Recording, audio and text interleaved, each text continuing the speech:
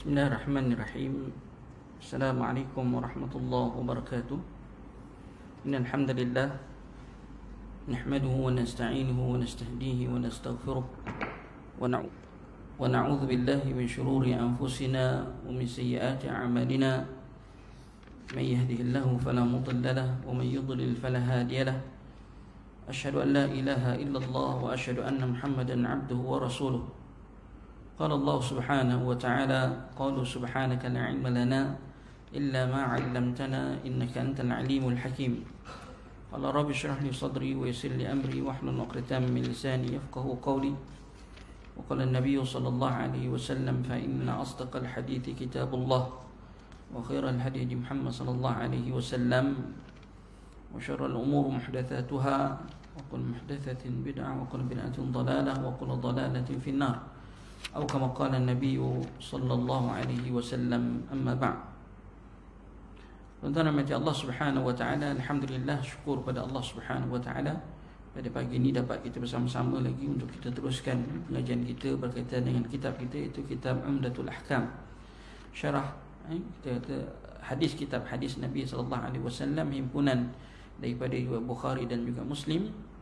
Dan insyaAllah pagi ini kita sambung topik masih lagi dalam kitabun nikah.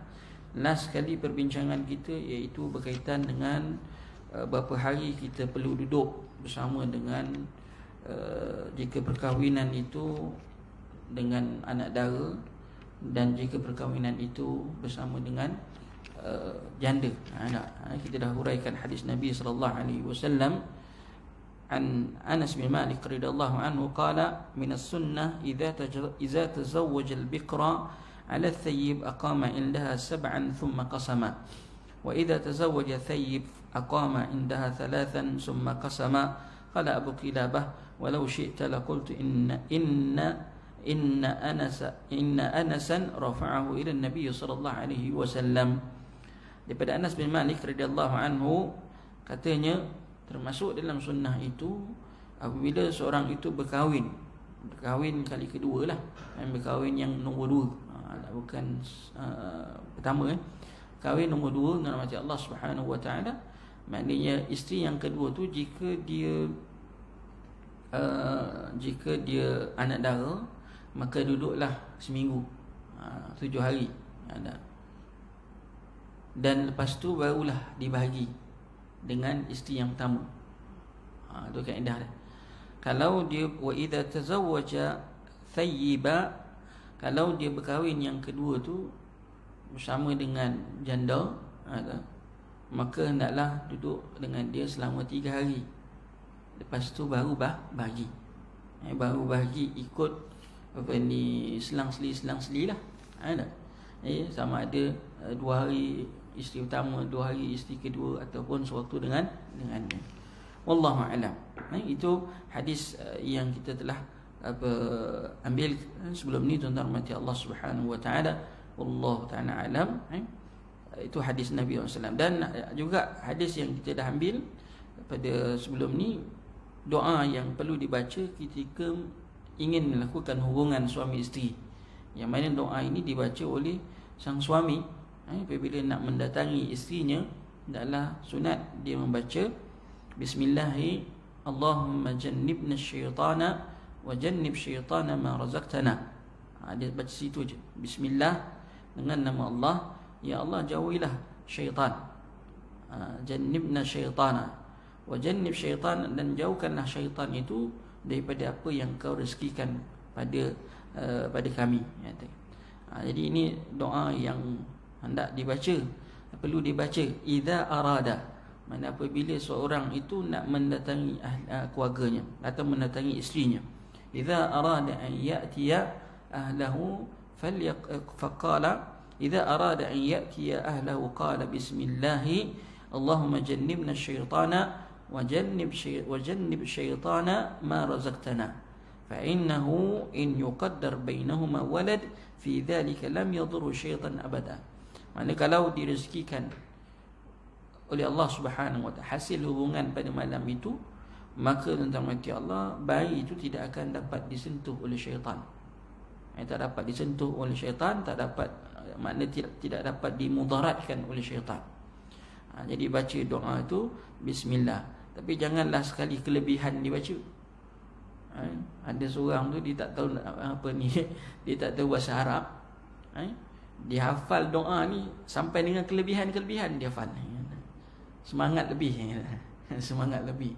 Dia baca bismillah, Allahumma jannibna syaitana wa jannib syaitana ma razaqtana fa innahu in yuqaddara bainahuma walad fi dhalika lam yadurruhu syaitan wa abada lam yadurruhu syaitan wa abada, sampai kelebihan doa tu pun dia hafal, ingat doa sekali. Doanya setakat bismillah, Allahumma jannibna syaitana wa jannib syaitana ma razaqtana, sampai setakat tu saja. Tuan-tuan yang Allah Subhanahu wa taala, ini sunat kita baca. Dan hadis pada malam ni, pagi ni kita nak sambung hadis yang berikutnya. Tuan-tuan Allah, hadis yang ke-309, 309, an Uqbah ibn Amir radhiyallahu anhu anna Rasulullah sallallahu alaihi wasallam qala iyyakum wad-dukhula 'ala an-nisa'. فقال رجل من الأنصار يا رسول الله أفرأيت الحمو؟ قال الحمو موت، الحمو الموت. وللمسلم أن أبي الطاهر عن ابن وهب قال سمعت الليث يقول الحمو أخو الزوج وما أشبهه من أقارب الزوج ابن العم ونحوه. Hadis yang ke-309 ini namanya Allah Subhanahu wa taala bermaksud daripada Uqbah ibn Amir radhiyallahu anhu bahawa Rasulullah sallallahu alaihi wasallam bersabda, hindarilah oleh kalian untuk menemui para wanita. Faqala rajul, berkata seorang lelaki daripada kalangan Ansar, ya Rasulullah, wahai Rasulullah, bagaimana menurut pendapatmu tentang saudara ipar? Saudara ipar. Qala, sabda Rasulullah SAW, ipar adalah maut. Ipar adalah maut, kematian. Apa maksudnya nanti kita akan lihat.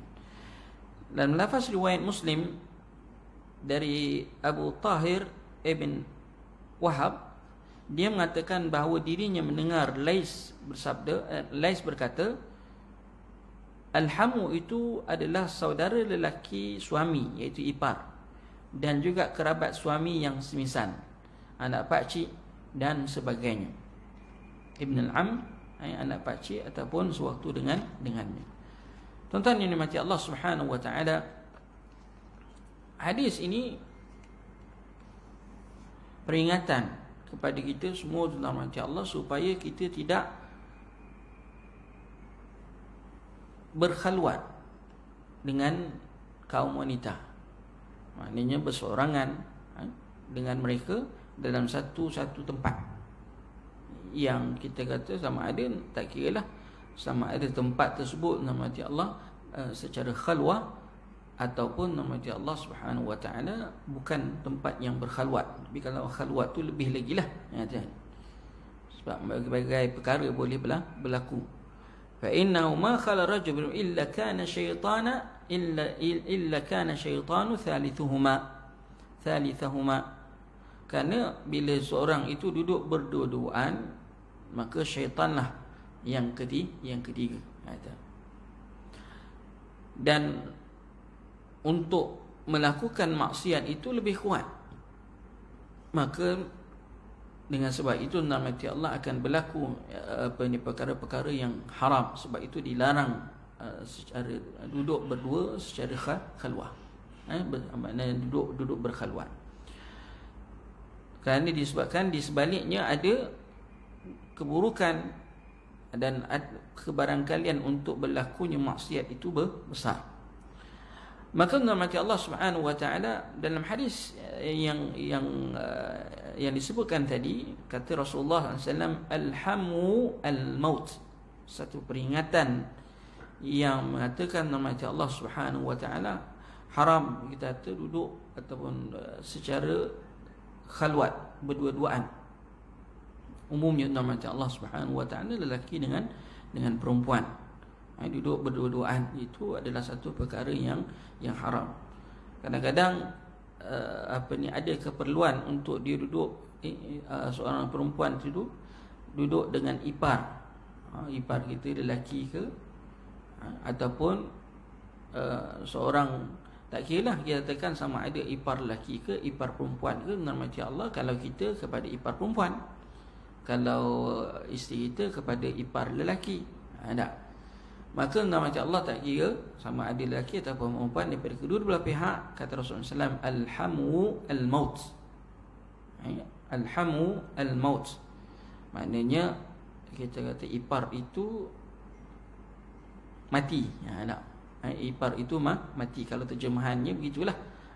Ipar itu kita kata adalah maut. Apa maksudnya tuan-tuan mati Allah Subhanahu wa taala? Ialah kita kata larangan lah, larangan. Nabi SAW menyamakan ipar itu kepada kematian, kerana di sebaliknya ada yang boleh memusnahkan, yang membawa kemusnahan kepada seorang itu, dalam istilah kata dalam membawa kepada melakukan maksiat. Sebab itu di sini dia kata lima yatarattab ala dukhuli alladhi la yunkar min halakid dini.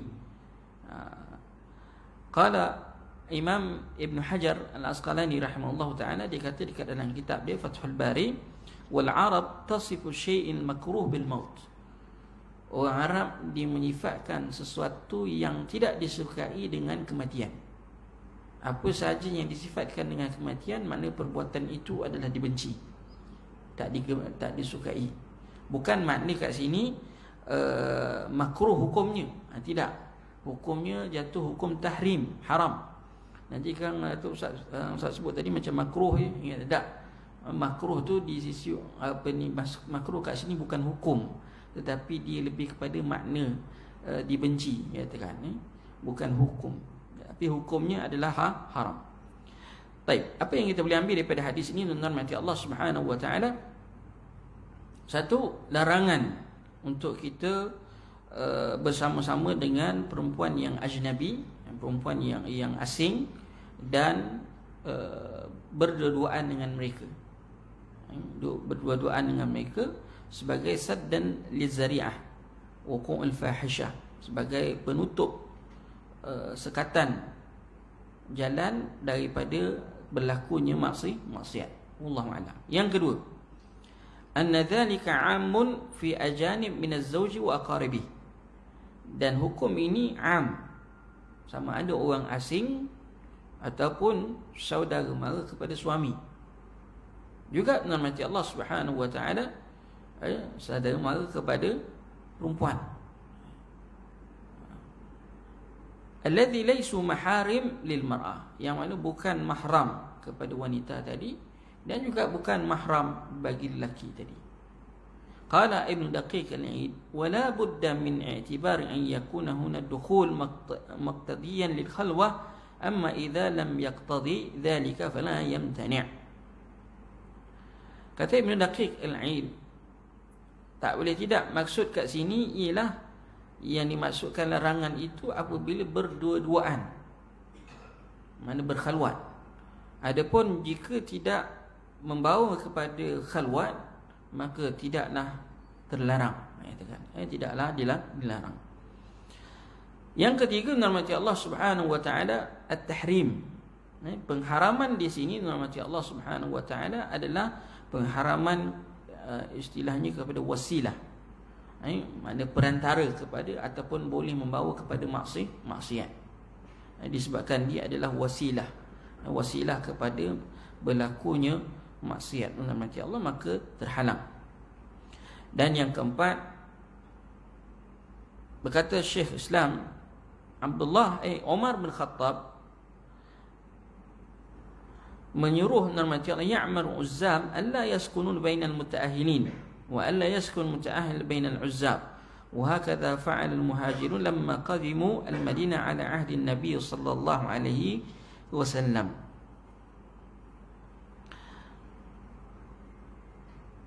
kita kata orang bujang tidak sepatutnya duduk rumah orang yang berkeluarga. Faham ya kata kan? Kalau dia bujang, kalau kita lelaki lah, kalau isteri kita dengan kita, maknanya adik lelaki kita. Kalau kita pula nak mati Allah dengan isteri adik perempuan dia, sebaik-baiknya nak mati Allah Subhanahu wa ta'ala, kata Ibn Umar, kata Umar bin Khattab radhiyallahu anhu, Umar memerintahkan semua yang bujang itu jangan tidur, duduk bersama dengan orang yang dah berkahwin. Dan begitu sebaliknya lah, yang berkahwin, yang dah berkeluarga, jangan duduk dengan orang yang bujang. وهكذا فعل المهاجرون لما قدموا المدينة على عهد النبي صلى الله عليه وسلم. Itulah yang dilakukan oleh para muhajirun ketika mereka awal-awal datang ke Madinah pada zaman Nabi sallallahu alaihi wasallam. Hari ini ipar, duai semua duduk dalam satu rumah. Yang dah berkahwin, belum kahwin, nyatakan semua duduk dalam satu rumah. Maka kalau boleh dielakkan, perlu dielakkan. Perlu dielakkan. Tapi kadang-kadang kita katakan mungkin disebabkan balik ke rumah mak ke, tak tidur rumah mak, mungkin ada adik yang belum kahwin. Tapi bila dah perlu berlaku keadaan dalam keadaan begitu, maka kita kena jaga baik-baik. Jaga baik-baik, khususnya dalam hati Allah Subhanahu wa ta'ala, jangan sampai kita berkhalwat. Dalam rumah tu tinggal kita dengan ipar saja, ataupun isteri kita dengan ipar kita, dengan adik-beradik kita lelaki saja. Itu perlu dielakkan. Wallahu a'lam. Kemudian dalam hati Allah Subhanahu wa ta'ala, itu hadis yang pertama. Dan seterusnya kita nak lihat tajuk berikutnya dalam hati Allah, iaitu babus sadaq, bab berkaitan dengan mas kahwin. Dalam Islam, mas kahwin sahaja yang ada. Adat orang Melayu kita ada hantaran. Jadi perlu kita ketahui dalam hati Allah Subhanahu wa ta'ala, hantaran itu adalah adat. So kalau tidak ada hantaran, maknanya dalam hati Allah tidaklah kata nikahnya tidak sah, sebab dia hanya hukum adat. Adapun mas kahwin dalam hati Allah adalah satu perkara yang disyariatkan.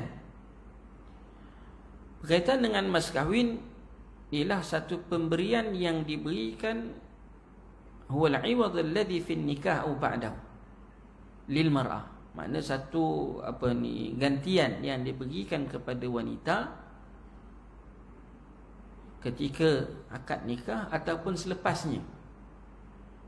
Makna kepada perempuan lah, sebagai ganti istibah zawji bud'iha, sebagai mengharuskan suami itu untuk melakukan hubungan. Dan untuk itu, nama mahar ini di dalam bahasa Arab di banyak nama lah. Ada sebut mahar, ada sebut sadaq, dan pelbagai lagi nama-nama yang sabit dalam dalam bahasa Arab itu. Yang masyhur ialah mahar, al-mahru, dan dia sabit dalam Al-Quran, dalam sunnah, dalam ijma' dan juga dalam qiyas. Wa atun nisaa sadaqatihinna nihlah. Kata Allah Subhanahu wa ta'ala, firman Allah dalam surah An-Nisa, berilah orang perempuan itu dia punya mahar dia. Dan daripada sunnah Nabi sallallahu alaihi wasallam, Nabi kata apa? Iltamis walau khatiman min hadid. Berilah, pakai kepada isteri tadi, bakal isteri ataupun isteri, walaupun sebentuk cincin yang diperbuat daripada besi. Dan ijma' ulama pensyariatan mahar ini, Terdapat nas yang sangat banyak. Adapun dalam hadis yang lain, a'zamun nisa ibarakah aisarahunna mu'nah. Dalam hadis Nabi SAW, walaupun mahar itu milik perempuan, berapa banyak dia nak tetapkan, itu hak dia. Tetapi dalam banyak juga hadis riwayat menyatakan bahawa sebaik-baiknya adalah diringankan. Illa an yustahab takhfifuhu. Hendaklah sebaik-baiknya diringankan, digalakkan untuk diringankan. Berdasarkan hadis Nabi SAW, a'zamu nisa ibarakah, sehebat ataupun sehebat-hebat perempuan, ada keberkatannya untuk seorang perempuan ni yang berkah, dipanggil barakah, ialah mereka yang dapat memudahkan, aisarahunna mu'nah, yang dapat mempermudahkan, mahar itu. Maknanya di sini ialah dimudahkan mahar itu, maknanya kita kata direndahkan, jangan melampau-lampau, mengikutlah kemampuan si suami tadi.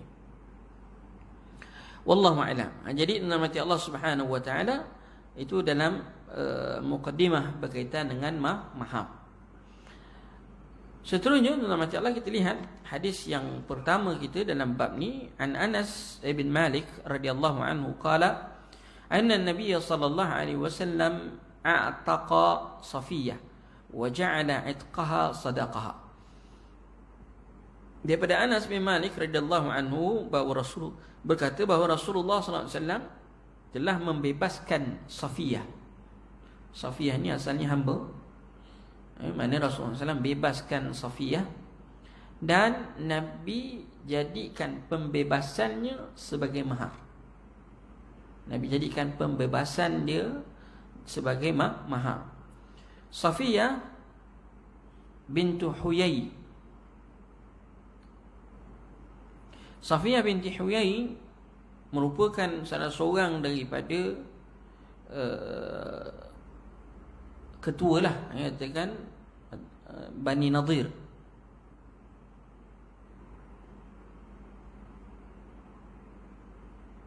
Wa kanat zawjah, dia ni pula Safiyah ini adalah isteri kepada Kinanah bin Abil Haqiq, dan dia terbunuh dalam perbangan Khaybar.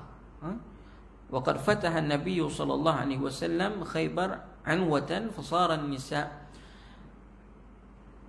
Masa dalam peperangan Khaybar tadi, Kinanah bin Abil Haqiq ni tadi, dia masa tu dia belum Islam, katakan dia mati dalam peperangan, dia mati. Maka isterinya menjadi hamba. Fasara an-nisa'u was-sibyanu arqa'u lil muslimin. Maka dalam peperangan, sebab bila kita dapat mengalahkan orang bukan Islam, mana isterinya dengan anak-anaknya boleh adalah dijadikan sebagai hamba. Arqa' lil muslimin. Kemudian nama Allah Subhanahu wa taala, wa waqa'at Safiyah fi qismi Dihyah ibn Khalifah al-Kalabi. Lalu pembahagian bila dah dibagi-bagikan hamba tadi, maka Safiyah tadi di bawah ataupun dimiliki oleh Dihyah ibn Khalifah al-Kalabi.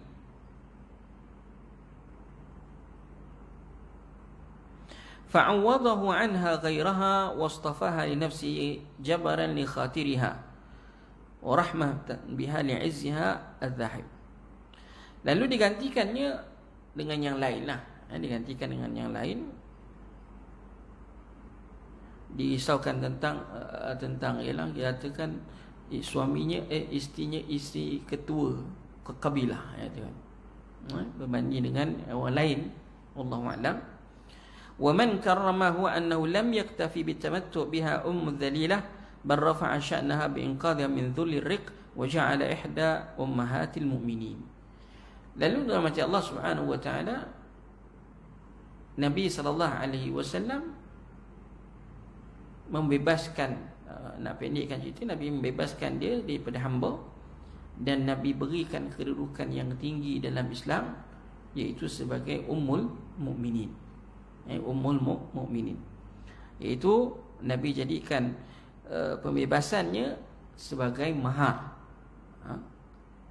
kepada Safiyah binti Huyai. Baik. Bani Nadir, rahmati Allah Subhanahu wa taala, adalah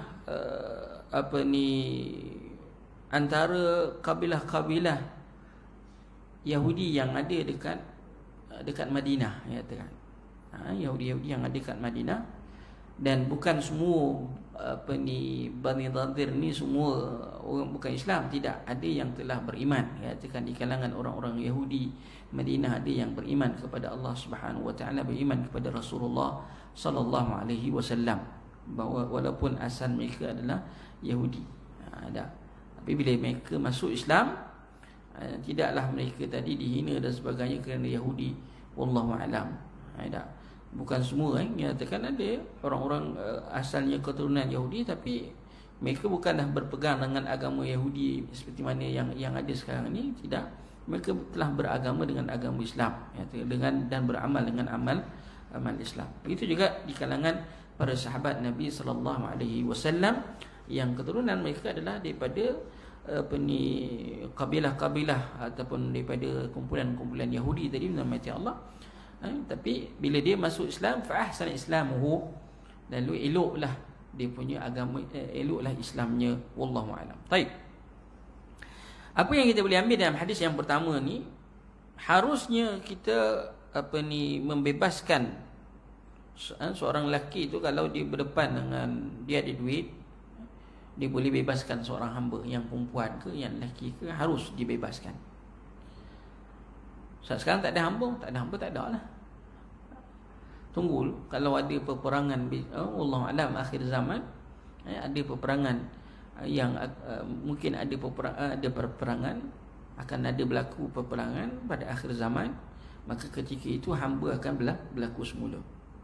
Nah, kewajipan kita ataupun tanggungjawab kita, hormati Allah, jika ada kemampuan itu untuk membebaskan hamba-hamba tersebut. Jika kita lihat hamba tadi seorang yang baik, seorang yang mana Islamnya bagus, hormati Allah Subhanahu wa taala. Kenapa saya kata syaratnya, hormati Allah, kena beriman? Sebab Nabi sallallahu alaihi wasallam bila seorang sahabat dia nak membebaskan hambanya yang perempuan, Nabi dia bawa pergi jumpa dengan Nabi sallallahu alaihi wasallam. Dia nak bebaskan, boleh tak bebaskan? Nabi pun bertanya beberapa soalan. Akhirnya Nabi kata, atiqha fa innaha mu'minah. Bebaskan dia kerana dia seorang yang beriman kepada Allah Subhanahu wa taala. Wallahu a'lam.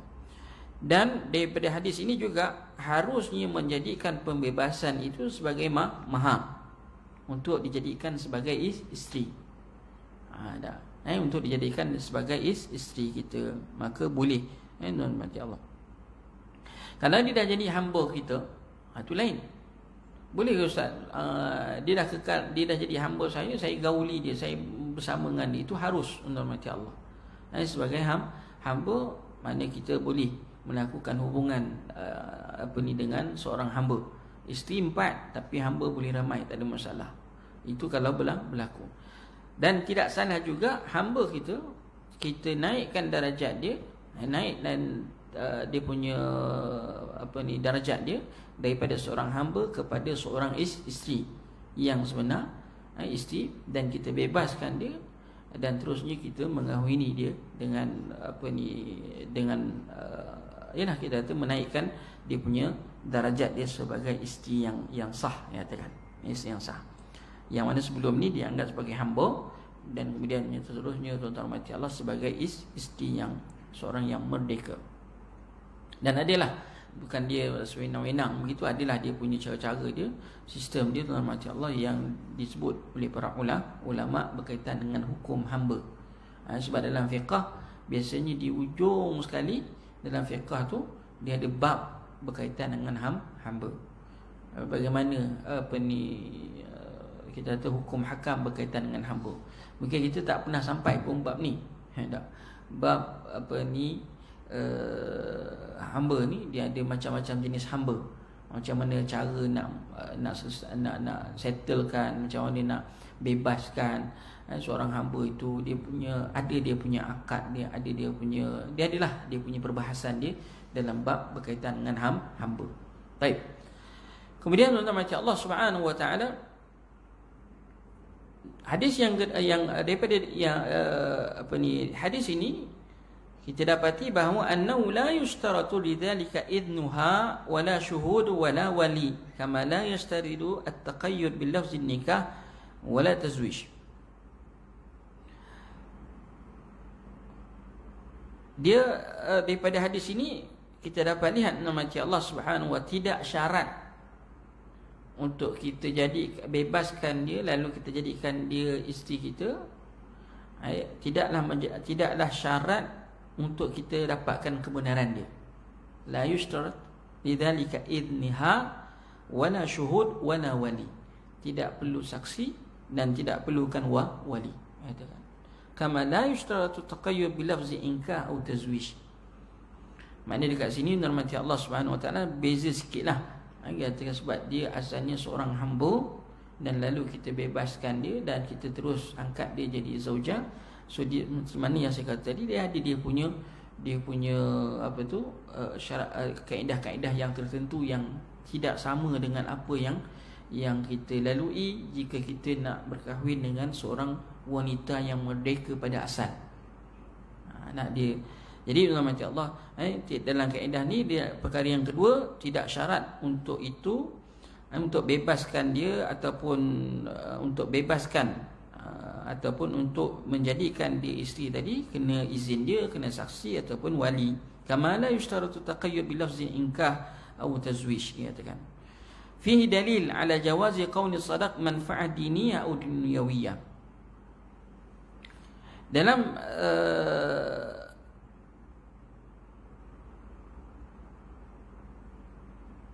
kita kata dalam yang ketiga nama Allah Subhanahu wa taala ialah dalil harusnya mahar itu sesuatu yang berbentuk manfaat, sama ada duniawi ataupun ukhrawi. Katakan kalau misalnya kata dia nak letakkan maharnya ialah mengajar Al-Quran contohnya sampai khatam, boleh ke? Boleh. Maharnya supaya memperdengarkan bacaan ayat Quran, surah-surah yang tertentu, hafalan contohnya. Mahar saya, contohlah seorang perempuan tu letak mahar saya, senang je. Mahar saya hafal 1 juzuk Al-Quran pada suami dia, contoh, ataupun hafal 30 juzuk. Itu semuanya adalah, walaupun bukan tak semestinya kita kata sama ada apa saja yang bentuk manfaat duniawi ataupun ukhrawi. Wallahu a'lam.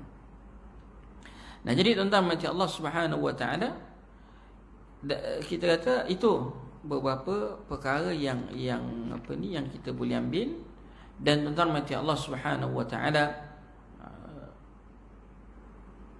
hadis ini adalah misal contoh bagaimana tuan-tuan macam Allah Subhanahu wa taala pernikahan Nabi sallallahu alaihi wasallam dengan isteri baginda sallallahu alaihi wasallam. Kita tahu semua bahawa isteri Nabi semuanya adalah yang merupakan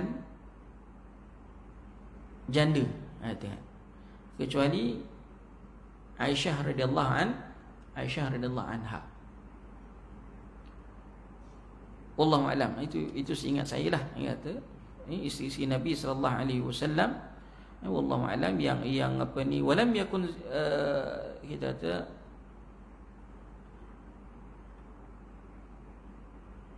kalau istilahnya dalam mati Allah Subhanahu, walaupun Nabi SAW sendiri menyebut dalam hadis dia galakan untuk kita bernikah dengan anak dara berbanding dengan janda. Wallahu a'lam. Tapi bukanlah kita kata perbuatan Nabi sendiri bercanggah, tidak. Nabi berkahwin dengan juga dengan anak dara. Nabi juga berkahwin dengan janda. Kemudian tuan-tuan mati Allah Subhanahu wa taala, di sini dalam hadis ini kalau kita lihat ikhtilaf ulama, sikitlah kita ambil ikhtilaf ulama. Ikhtilafal ulama dalam mengharuskan pembebasan hamba tadi sebagai mahar. Imam Ahmad dan juga Imam Ishaq Ibn Rahawih rahimahullah ta'ala mengharuskan seperti mana yang disebut dalam hadis ini. Wallahu a'lam. Kisah Ziwaj Safiyah. Kemudian nama Allah Subhanahu wa taala baki daripada imam lain, iaitu Imam Malik, Imam Ahmad, Imam Abi Hanifah dan juga Imam Syafi'i rahimahullah taala ila adami jawazi zalik. Maknanya tidak membenarkan atau tidak mengharuskan pembebasan itu dijadikan sebagai mahar. Wa ta'awwalul hadis bima yukhalif zahiruhu aw hamalahu ala khususiyati Nabi sallallahu alaihi wasallam. Maka hujahnya ialah mereka mengatakan itu khusus untuk Nabi sallallahu alaihi wasallam.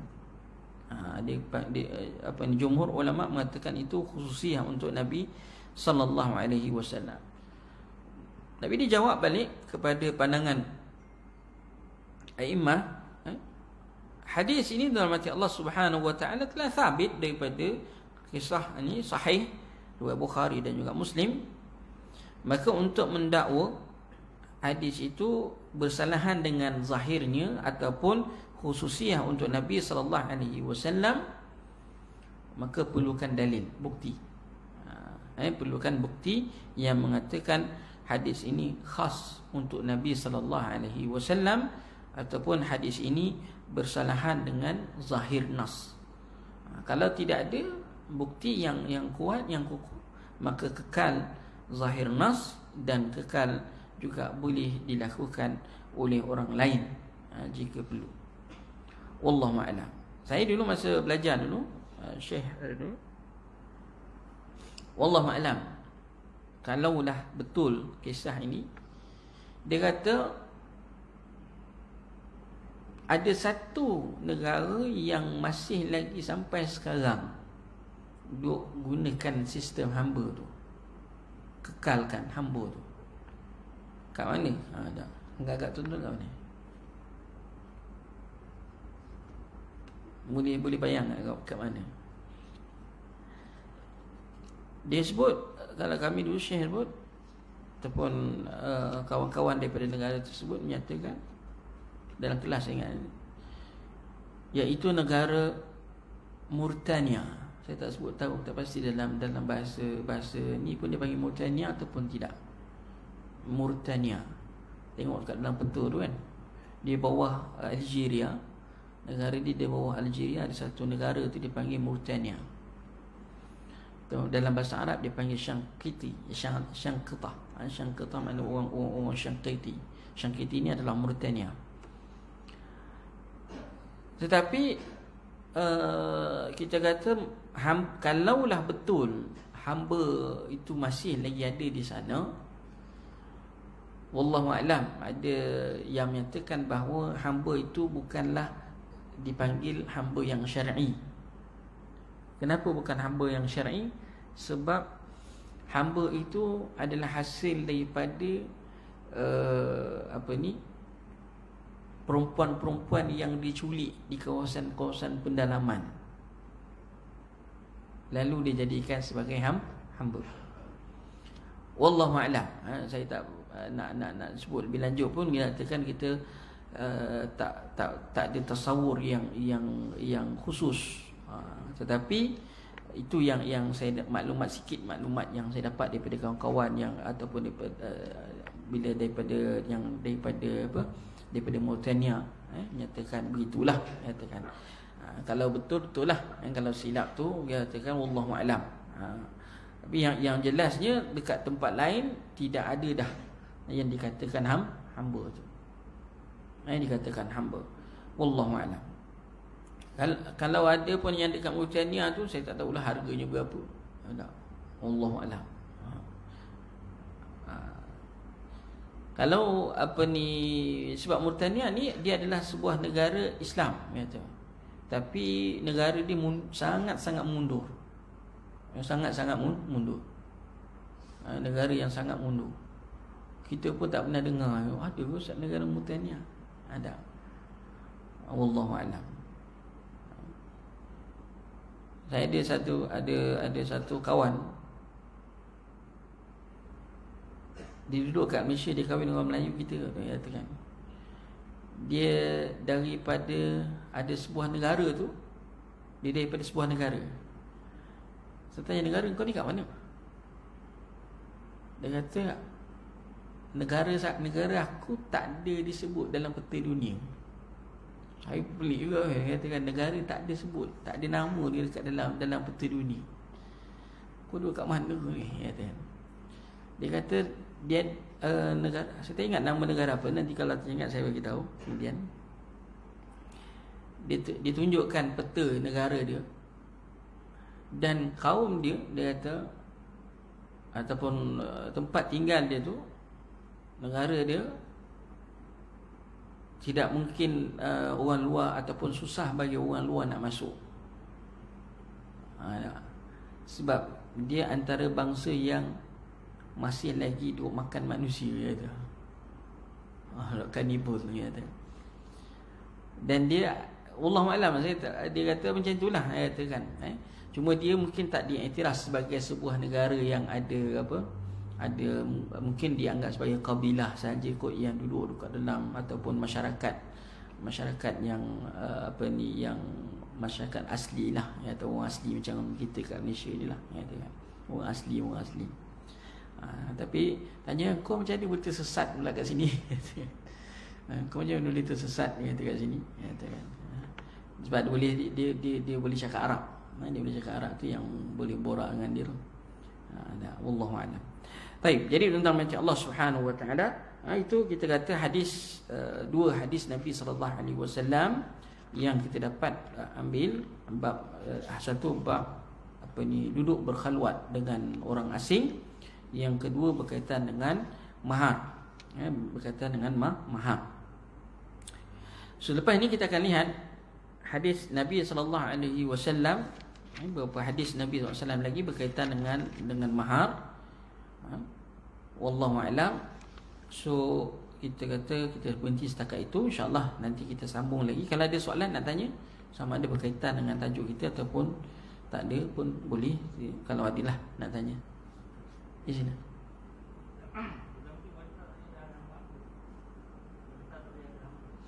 Wanita boleh, tapi dia tak boleh lah. Kalau kata ustaz, dah hamba lelaki, dia boleh gauli, dia tak boleh.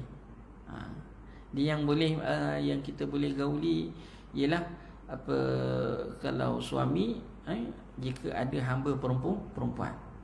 Kalau perempuan, kalau ada hamba lelaki, dia tak boleh gauli. Tak boleh. Wallahu a'lam. Dia boleh bebas.